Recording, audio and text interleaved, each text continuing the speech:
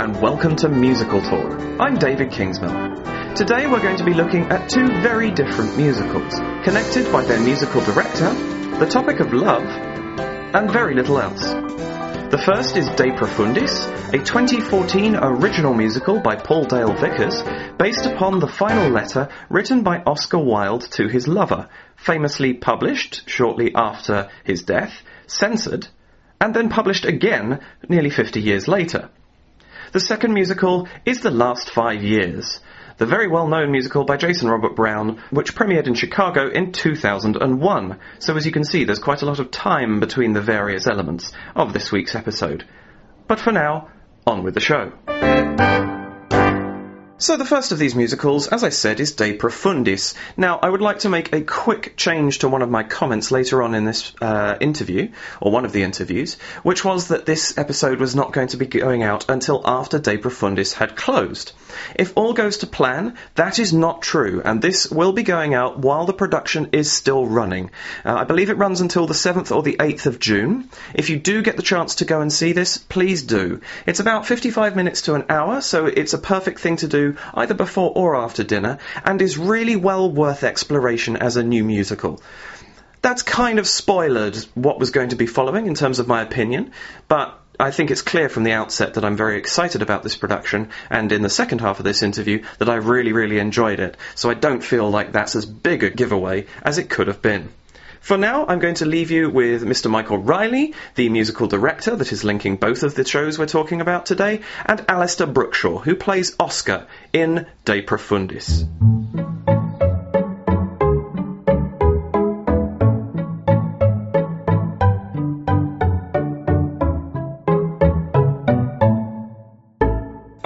Sitting here in the Leicester Square Theatre, in the lounge, or in the dressing room of the lounge, with Mr. Michael Riley, musical director, who I will be talking to in a few more moments on his own, regarding both the production I'm going to be speaking about now and The Last 5 Years. And I am also sitting with Mr. Alistair Brookshaw, who is playing Oscar Wilde in the brand new musical De Profundis. Now, this won the Leicester Square Theatre's New Musicals project in 2013. And has now come back and been accepted as the one of the 6 that's gone on to do a run here. Now, De Profundis, Latin, from the depths. Beyond that, why don't you tell us a little bit about what this is? Because a lot of our listeners may not be familiar with A, the source material, and B, the concept of making a musical out of a letter. So, Alistair, off you go. Absolutely. So, De Profundis was the name given to a huge letter that Oscar Wilde wrote from prison. I mean, it's a book. If you saw it, it looks like a small novel. It's 50,000, 60,000 words long. Indeed. To his lover, his ex-lover, Lord Alfred Douglas, or Bosie, as he was known. Mostly detailing how awful Bosie was to him and the ways in which his love affair with Bosie ended up putting him in prison, essentially. It's, as I say, it's a very long letter. The letter itself is fairly rambling, but Paul Dale Vickers has converted it into this rather beautiful, hour-long, mostly some spoken word soliloquy by Oscar Wilde, played by me. Indeed. And so, I haven't seen this production. The point where I speak to Michael, I will have done, and as it stands now, we are about to embark upon this journey. How has it been translated? I mean, as you say, De Profundis, 50,000-odd word letter. Obviously, far too long to be verbatim, although very quotable, I'm sure. Absolutely. And it's a mixture of... I mean, firstly, the way he was writing the letter, he was only allowed 2 or 3 pages of paper at a time. He was never allowed to get a page back. He had to hand them over to his... As he went, they let him write this letter. What it means is at times it's quite rambling. It repeats itself a fair bit. So immediately, Paul setting this work had to do a fair bit of, finding what's the theme, what's the narrative arc, and so on, of a letter that doesn't always have a narrative arc. In terms of the words, I mean, I would say 30-40% is direct quotations from the letter, and the spoken passages, which I guess make up about 30% of the show, are almost completely verbatim, occasionally altered a bit to feel a bit more spoken than written. And then for a lot of it, Paul has then written lyrics that capture Oscar's meanings, but that are his own lyrics based around sometimes an altered version of what Oscar wrote, sometimes the general feel of a couple of pages turned into a song. So it's a mixture, really. And I think one of the jobs he's done really well is, I don't think you can always... You'd be surprised sometimes which bits are direct quotes. So you might think, oh, that sounds a bit modern, that doesn't sound like... And then you go realise that actually that's something he's taken completely 100% directly from the letter. So that's quite a useful trick to have mastered. Yeah. How does that sit? So, Michael, sitting here as a fellow musical director, I'm thinking this sounds like something that's going to be potentially disjointed to bolt together from something where chunks have been taken from this long rambling letter. What's that been like as a challenge? Because it's a very unusual way of writing a musical. Yes, it is, and I think that what Paul has done really well is he's married up certain passages from the letter and where they are sitting as far as what he's saying at that point. The music is very much matching that in its dynamic, in its tone. So, I mean, when we were in the rehearsal stages of this after the new musical project, there are a few passages that we thought with Paul that we could sort of alter as it is in the letter, but it comes back and it returns, and find a nice link between each one. And obviously the music, if you'd have seen the show, which I will have done, it differs per song quite a lot. So that was a nice challenge that we were working on. And I think although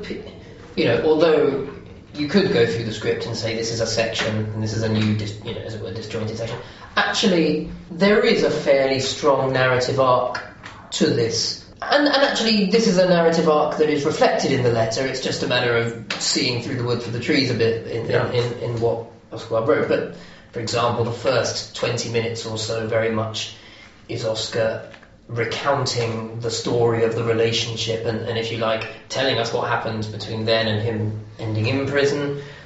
Which isn't exposition for this purpose. This is actually part of the letter. Absolutely. This is the first section, divided into 2 or 3 sort of broadly, I'd say there are 3 sections. And the first one is this history. He sort of says, I must recount your life to you. He's trying to. The whole point of the letter is trying to get Bosie to see how selfish he's been and to try and make him see. So yeah, as you say, this isn't some shoehorned in for the 2014 audience. This is what Oscar wrote, and in fact we've had to cut quite a lot of detail in terms of that. He went in really fine detail. Then this happened in Brighton. Then this happened, and then you did this, And then if you like, 20 minutes in, we sort of join Oscar in prison in the present, I suppose. So there are some natural narrative sections that tie together quite nicely. Yeah. In the piece. So hopefully it doesn't feel too disjointed. And one question, I suppose, which I'm sure will be answered by the time I've seen the show, but since I haven't yet, which version of this letter are we using? Because this is when it was first published,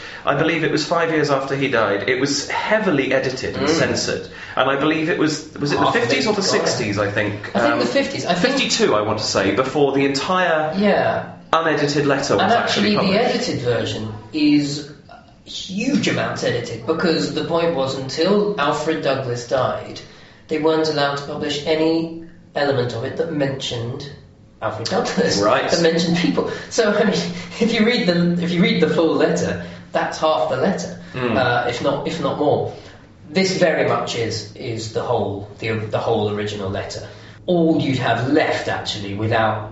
That original version was sections towards the end, Oscar sort of quite philosophical bent, talking about the meanings of sorrow and a long treatise on religion and stuff. And actually all the dramatic, juicy stuff is in the section that was only released in the 50s. And the other question, of course, is I'm sitting here with an extremely well-groomed and good-looking man who has got to go on stage now and portray somebody who, at the point where he was writing most of this letter, had been gradually in declining health for some 2 years. It was only, I believe, when the warden of the Reading jail changed, and this was his 3rd jail, and the warden of the Reading jail changed to be a more humane individual, that he was even allowed writing implements to begin with. So how's the character portrayed in this piece? I mean, there are a few things to say about that. The first is that you haven't said out loud. I also don't look like Oscar Wilde. You know, I'm not. I've not been cast as someone who was a.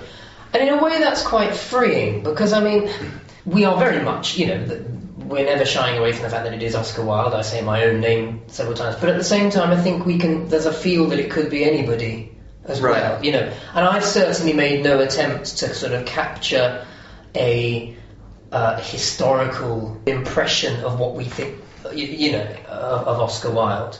The other thing is that this is a story with a lot of relevance right now, not necessarily in this country, though, you know, to some extent, but certainly in other parts of the world. Agreed. And actually, as you will also see when we're in there, I'm not, even my costume is sort of very everymanish and doesn't hark to the period particularly, you know, and that was a conscious decision. Okay. No, I mean, in terms of his health, that's an interesting one because we always wanted to stay true to the letter, and the letter doesn't mention his deteriorating health. So, because I mean, one of the things we talked about was, are there ways to show over time in the production his deteriorating health, which we haven't really done, if I'm honest. You are essentially writing the letter throughout the course of the show, are you?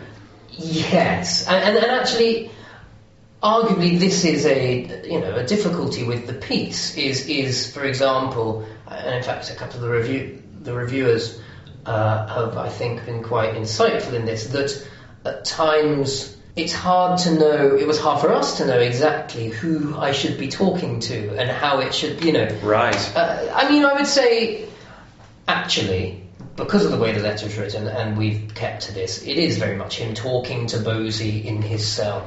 But at the same time, we've at no point got the conceit that he is writing. So the audience knows that this is, of course, an adaptation of a letter, but it's more a man in his cell railing either at an imaginary version of Bosie who's there or you know, to himself, which in a way is quite realistic. I'm sure if you're stuck by yourself and you've got this one thing, as he clearly did, this one obsession, which was Bosie, you probably do end up sort of talking out loud the things he also wrote, you know. So and so just to carry on what we were saying then, so obviously there's a passage of time element, but it's not the duration, the massive duration it must have taken him to write this massive letter page by page. We certainly, you know, we made a couple of dramatic decisions in terms of, there is a point, for example, where Oscar says, "And now, just today, I discover," and I suppose there is a conceit that is the present in terms of when I'm talking, right, and everything prior to that. But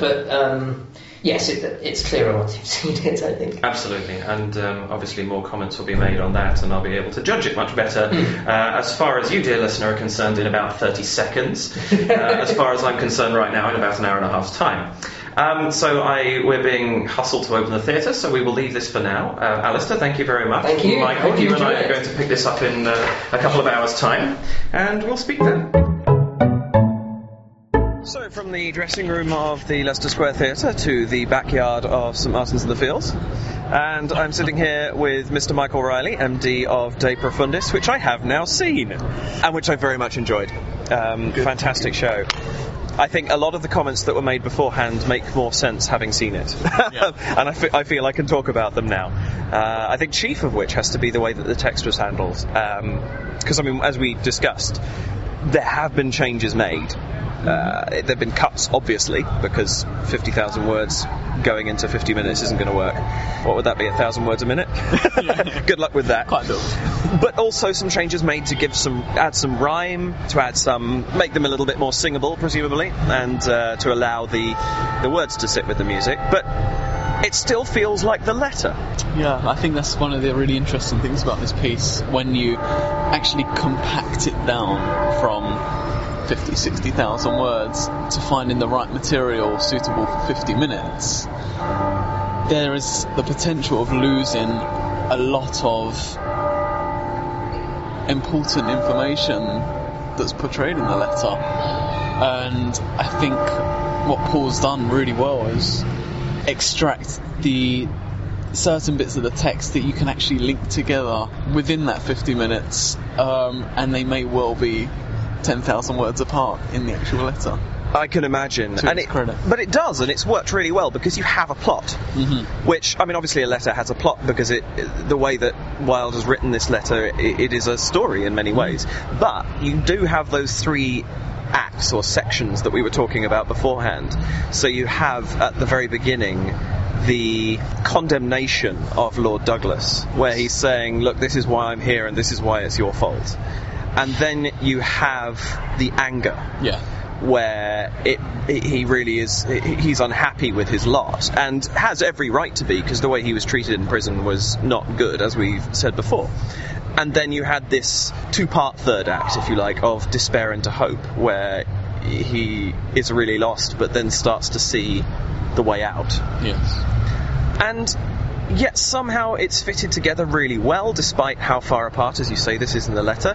It's also musically very well crafted, because it is broken into songs, and yet even the songs are broken up into little pieces where you have a change of rhythm or a change of style, don't you? Yeah, that's the thing. The songs are so contrasting between one and the next, and to Paul's credit, the emotion that Oscar, or whatever high or low he is at this point in the show, the music is perfectly married up with that, and I think that's a really hard thing to achieve, especially when it's actually its first run out of a musical. Yeah. And it's only a couple of months in as far as development goes. He's really hit the nail on the head the first time round. I think he has done. So I briefly mentioned the New Musicals project when we talked at the beginning of our discussion with Alistair, but obviously you've had a little bit more involvement with this. Just explain what this is for the benefit of those who haven't heard of it. So the New Musical project was an initiative to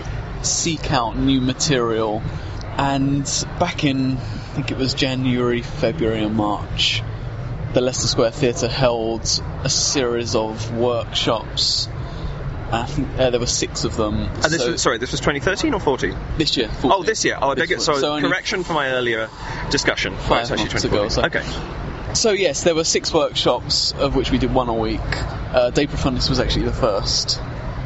And after 4 days rehearsal of each one, they were performed in front of a panel of the likes of directors, producers, musical directors. And after it was performed, the panel gave feedback, and as did the audience. And this went on for 6 weeks or so, and this is, in effect, the outcome of it. Right. Or at least one of the outcomes. Hopefully one of the other projects will get picked up maybe in the future as a result of the New Music project, but this is the first, at least, to get picked up. And it is, because for the benefit of the listeners, Michael and I have been talking about this for quite some time, and he has kept very close to the chest much of the details about the show, so that I was going in essentially blind. But one of the things that you said was that it is a very different piece, and I'm outspoken to friends at the moment about how much musical theatre is coming out that is either jukebox or this is a film turned into a musical, this is a whatever book turned into a musical. This is a letter turned into a musical, but it manages, even though it is using existing material, 1, it's very unusual material for a musical, and 2, it's extraordinarily original. Yes, and it's one of these pieces that is actually shocked. It shocks me, and I think a lot of its audiences, because 1, it's highly intellectual. Yes. And one that's been adapted from a letter, like you said, written in the late 1800s, which is quite, to be honest, there's not much really from that period that you could pick from that has that refreshing feel to it. It's very true, and a lot of the time when it is done, it's done something like A Tale of Two Cities, of course, has been done a couple of times, and Oliver, probably most famously of Dickens' works, transferred into a musical, several others, and then you get something like the Pride and Prejudice conversion into I Love You Because, and things like that. But the Dickens is the only work I feel that's been kept in its time, and although, as Alistair said, the costume is very nondescript and certainly not period, somehow the piece feels like it's still in its time. Yeah. Despite all its contemporariness, if that's a word. True, and I think that's one thing that this production actually has to offer, because it's a the letter is timeless, and it is also one of those examples where something that was of its time is sadly still contemporary. Perhaps not in quite the same fashion, certainly not in this country, but it is, as I think Alistair was saying beforehand, it's very of this time as well, because you do still have this prejudice, you do still have this belief in some places that what Wilde is describing is very, very wrong. Yes. I suppose it is still here in this country, just not as openly. But that prejudice is still very much there. It's very relevant, yes. And I think that really helps this piece. One of the things that stood out for me with this as well was the simplicity of so much of it, because the words and the music were so intellectual and so well bound together that it would have been very easy to overwhelm this production, and that wasn't done. Yes, I think that's one of the I think this is really well done about this production, that the quality of the text and what is actually the actual information of this production and the text in this production allows the audience to be so immersed in it that any overdone set or any direction that just brings the production to a larger scale may potentially hinder the whole effect of what it's saying. And to give the listeners an idea, because of course I've seen this and many of them won't have done, so you had this very simple thrust set, Leicester Square Theatre, the Leicester Square Lounge, 70-80 people. To those who don't know it, this is the small lounge theatre underneath the body of the Leicester Square. Set out in thrust with 4 wooden pallets, essentially, marking out the space of the jail cell, and a wooden bench that served as the bed. And that's it. And then there's this one lamp hanging down in the middle to give the light, and some very, very effective lighting, but all mostly monochrome. So very simple lighting effects. One very powerful one that really added to everything that I've just described, being that there were lights underneath the slats of these pallets. So there's these couple of very powerful moments towards the end of the piece where the lighting is actually coming up from underneath. But it's all so simple. And effective use of I forget what they're called. Is it gobos? The stencils, essentially, over the spotlights. So you had this jail cell bars effect. And that was it. Oh, and great sound design as well, which we were discussing earlier. These lovely sort of dripping water of the leaky, dank cell that really made it quite claustrophobic, actually. Yes. Which added to this show, I think. Yeah, that simplicity really allows Alistair. It just gives him so much more freedom, as you would have with other elements implied, and it gives him a lot of freedom to really put his piece across. Yeah, which he did superbly well. I think my comment about this would be that it's a tour de force, but it's a tour de force for many different people, because I think what this is it's a collaboration between your work, the actor's work, the writer's work, and Wilde's work. And it really does feel like all 4 of those are working in some bizarre, slightly time-breaking sync. Yeah, well, what's been nice about this is that, obviously, as part of the music project, we had much of Paul's involvement. And Paul being the writer. For those who didn't hear earlier. So we've had quite a lot of time to, with him, sort of dissect it, pull it apart ever so slightly, and in some places rearrange certain bits and really come up with a solid ground for all of us, which was the aim anyway, but I think it works. And it's how to make a musical succeed, isn't it? It's when you've got that level of cooperation between all the different levels. Yeah. So I think it's probably, you can probably guess from the way I'm talking about this, I absolutely adored it. I mean, I say what I said to Michael, which is it the perfect one-man show? No, but then it's 2 months into its development, so of course it's not. But it certainly has a damn good crack at it. And I think it's definitely something that's worth seeing. It's definitely something original. Even though it's using text that already exists, this is an original musical, and it's a very, very, very successful piece at making something both accessible to a current audience and yet very much of its time. Yes, and I think, speaking as someone who's been involved with the music a lot more, that actually a lot of the score really gives it that more modern feel, and it's agreed. Not bogged down with in the style of the late 19th century music. So there is a huge gap and a lot that we've been playing with. Yeah. As far as the music Oh, goes. agreed. Gilbert and Sullivan, this ain't. So there you have it. Whether or not that piqued your interest, I recommend you try it. The music in this is beautiful. I think that Paul's work on it is absolutely superb.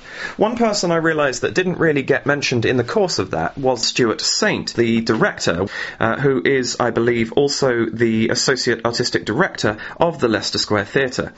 He deserves an awful lot of credit for his work in this. I thought that was absolutely fabulous. And the reason that he was left out of this interview is the same reason I'm about to make another apology, which is namely that Michael and I found it almost impossible to find a quiet space in London on a Friday night, which I'm sure won't surprise anybody. But it's one of those things, it's really hard to find somewhere that is out of the way, quiet, and yet you're not going to be in anybody's way. The restaurant we went to would have been perfect, but of course we'd have hogged a table. So we ended up in St Martin's in the Fields, and unfortunately, as you can hear, there were clock chimes, there were ambulance sirens, there were people who came and interrupted us, and what that meant is that both Stuart Saint's name got missed out, and also the cast of the last 5 years, which you're going to hear me and Michael talking about now. And this is a tragedy, because they were fabulous, and they deserve every compliment I can send their way at this point in time. And these were John Robbins and Danielle Hope, both names that I hope are well known to people who are listening to this show. If they're not, go and look them up. They're absolutely wonderful actors, both of them. John, of course, opened Avenue Q in London as Princeton and Rod, and has done many, many things since then, including having his own album, Open Book. Danielle Hope, of course, the winner of the Search for Dorothy, went into The Wizard of Oz as Dorothy, and just seems to be moving forward with her career from there. And both of them, fantastic actors, really did well in this production. And here with Michael and I talking about the rest of it. My apologies to John and Danielle for the omission. It was recorded, and I think we were interrupted over the top and forgot to redo it. The other show that you've been working on recently is The Last 5 Years, Yes. which was performed for 3 performances at Greenwich. I want to say 4. Four Yes. performances at Greenwich and 3 performances at the Brighton Fringe, and then the lovely embargo surrounding the upcoming film went up, and that was all you were allowed to do. It was. Which I am going to state immediately is a terrible, terrible shame, because this was a spectacular production, extremely well done musically, and of course cast brilliantly with John Robbins and Danielle Hope as Jamie and Kathy, the tragically doomed couple, who, for those 1 or 2 people who probably don't know the story, and I'm sure they are very few by this point, it's the story of this failed 5-year relationship, which is told in polar opposite timelines, where Jamie starts at the beginning of this relationship and you watch him break down across the course of 5 years, whereas you start with Kathy at the complete bottom of all of this, and she moves backwards through time and eventually is happily looking forward to her first date, or has just finished her first date, in fact, at the end of the show, and they meet for about 5 minutes in the middle where they get married. Yes. And I mean, it's a great show. I love this show, but I was starting to tire of it a tiny little bit, just because, you know, it's a show I see and listen to a lot. And yet this just revitalised it for me. It showed how much you were having fun. You must have had a blast doing this. We had a great time doing this. I mean, we had, obviously being only 7 shows long, the rehearsal stages, I think we only had 10 days rehearsal, so we had a lot of stuff to cover. We had a lot to cover in those 10 days. But it was great fun. Amazing. We didn't really stop laughing because there's so much that we can grab from this piece. There really is, and actually this was a very humorous production. I'd say one of the it found the humour of the piece better, I think, than any I've seen. And you were saying to me just a few minutes before we started this recording how your final audience in Brighton, just before you closed down, just didn't stop laughing at it. Yes, it was one of those shock performances where you feel as if our 7 shows in, whether it was just a coincidence that the audience were really up for it that night, but it felt like everything we'd been preparing for to get laughs actually did. And likewise, any sort of more melancholy moments, the audience were really responsive to that. And it was just such a shame that we had to finish on that note. Absolutely. And of course you had this slightly unusual order of these shows as well, because you kind of did the figuratively and substantially smaller, similar thing of going from the West End back down to the Edinburgh Fringe, say? Because you went from the Greenwich Theatre, where you had a 7-piece band, if I remember rightly, 6-piece band, and mics and a big theatre, down to the Brighton Fringe, where it was just you and no microphones and a substantially smaller auditorium, which must have been a bit of a culture shock, because I saw both productions, and they were both equally good, but for very different reasons. And I think that the description I gave you was, I said Greenwich felt like a presentation, where Brighton felt like you were in their living room and they were telling you the story more personally. Yes. But that must have been quite a shock to the system for you guys. Yeah, I thought we had the best of both worlds, because obviously at Greenwich, the much larger scale production, we were able to play with a lot more as far as sound design goes. We had the richness of the full 6-piece orchestra, and again, when we went to Brighton, the intimacy really heightened certain other moments that we weren't. Definitely. You know? And then we were saying different jokes came through and different things were highlighted, as you say. And it was a different production. A little bit of a shame it couldn't happen the other way around, because I think the build-up would have been a bit more fun, rather than having to duck down in the middle of it to the slightly lower technical specification. But none the worse for it. Yeah. I mean, I thoroughly enjoyed both productions, and I think it really was an amazing show. Great stuff, and it was a joy to have John and Danielle on that, because with 10 days rehearsal, there's not much time for anything to go wrong, really. No. And they came in knowing every line, every word, which was such a... And that's a show you have to get right. Exactly, and knowing Jason Robert Brown, it's so very tightly wound, and there's very little room for error. And they did it to their credit perfectly. And some superb direction as well. Katie Peskin's work there, I mean, there was some lovely subtlety to it, and at the same time there were some lovely parts in it where it felt in your face, so she gave it in your face. And I think it was a nice little balance, those. But the one I commented to her, and I think she was quite proud of this, was how smoothly the rings were exchanged. Because, of course, when they do get married, Kathy loses her ring, because she's been married for the first half of the play, whereas Jamie actually has his put on. And that was done in full view, whereas I think there weren't that many people who saw Kathy's ring come off. Yeah, because it was done very cleverly and subtly behind. I mean, I spotted it one night, and I didn't see it the other time. But I thought there was some really nice moments in that were just so intimate. Yeah, there's so many intricate details, like the exchanging of the rings, and that really make this piece. The detail in it makes it really the beauty of it, and I think that was done really well. Absolutely. From what I could see at the very back of the stage. Yes, you've got a very different view of it to the one that we did. But, well, there we have it. There's a couple of very, very good small shows. I mean, how often can you say you're talking about 2 different shows and you've got 3 actors and 1 MD between them? But it really, really, excellent in both counts. Well done with your work, Michael. And sadly, as I say, De Profundis will have finished by the time this is done. I hope some of you got the chance to see it. I know Thos did, and perhaps we'll have a brief discussion of it in one of our upcoming episodes. But for now, I'd like to thank you, Michael, for taking the time. A great pleasure as always. And listeners, I will undoubtedly speak to you again fairly soon.